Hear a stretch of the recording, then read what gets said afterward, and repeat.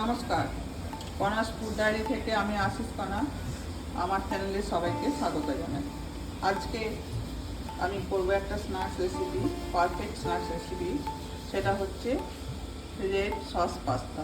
তা আমি কিছুটা 200 গ্রামের মতো পাস্তা নিয়েছি। এই পাস্তাটা প্রথমেই আমি সেদ্ধ করতে দেবো, তারপর কী কী লাগছে সেটা আমাদের দেখাচ্ছি। তা একটা পাত্রে জল গরম হচ্ছে, তার মধ্যে এই পাস্তাটা আমি সেদ্ধ করতে দিলাম। এটা সেদ্ধ হতে থাক, ততক্ষণে আপনাদের আমি দেখাই কী কী লাগছে। এখানে লাগছে yellow bell pepper, green bell pepper, কিছুটা টমেটো, আর লাগছে একটা বড় সাইজের পেঁয়াজ কুচি কিউব করে কাটা আছে ছোটো ছোটো করে, কিছুটা গ্রেট করে রাখা রসুন, একটু কাঁচা লঙ্কা কোচানো, আর কিছুটা গ্রেট করে রাখা আদা, আর লাগছে একটু অরিগ্যানো, আর অবশ্যই লাগছে পাস্তা সস, আর লাগছে একটু সয়া সস অল্প পরিমাণে, আর লাগছে চিলি ফ্লেক্স কিছুটা,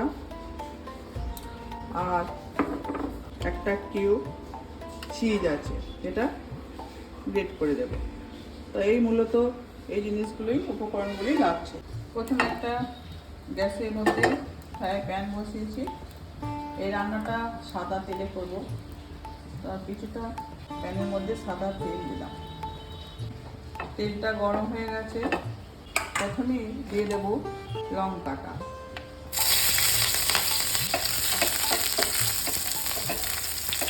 তারপর দিয়ে দিলাম রসুন কুচি।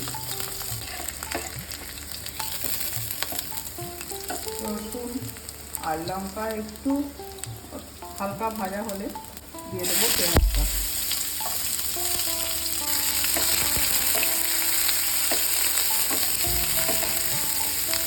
পেঁয়াজটা হালকাভাবে সতে করে নিয়েছি, তারপর গ্রেট করে রাখা আদাটা দিয়ে দিচ্ছি। আদাটা একটু হালকা করে ভেজে নেব। ভাজা হয়ে গেছে মোটামুটি। এরপর দিয়ে দিলাম ইয়েলো বেল পেপারটা, সবুজটাও দিয়েছি। এদিকে একটু হালকা করে ভেজে নেব। এরপর টমেটোটা দিয়ে দিলাম। সব জিনিসের উপকরণে হালকা করে ভেজে নিতে হবে, খুব বেশি ভাজলে হবে না। দেখুন পেঁয়াজ বা অন্যান্য সবজিটা ভাজা হয়ে গেছে, হালকা করে আমি ভেজেছি, খুব বেশি ভাজিনি। এরপর পাস্তাটা সেদ্ধ করে জল ঝরিয়ে রেখেছি, এটা দিয়ে দেবো এর মধ্যে।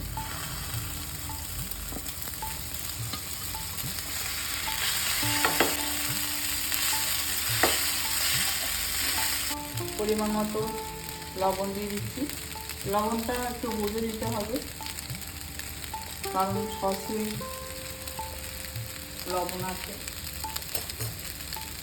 হালকা করে একটু নাড়িয়ে নেব।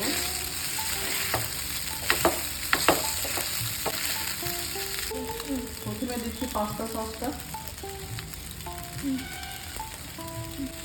মিশিয়ে নিচ্ছি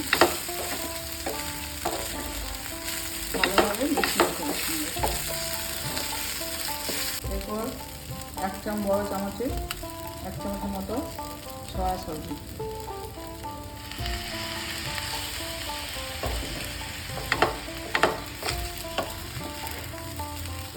এরপর দেবো আমি অরিগ্যানো,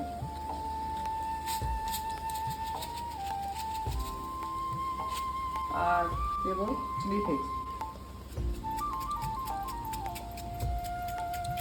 এরপর আমি গ্যাসটা অফ করে দিয়েছি। সব শেষে উপর থেকে কিছুটা চিজ গ্রেট করে দেবো। এই চিজটা দিলে এই পাস্তার মধ্যে ক্রিমি টেস্ট আসে। এবার এটা ভালোভাবে মিশিয়ে দিতে হবে।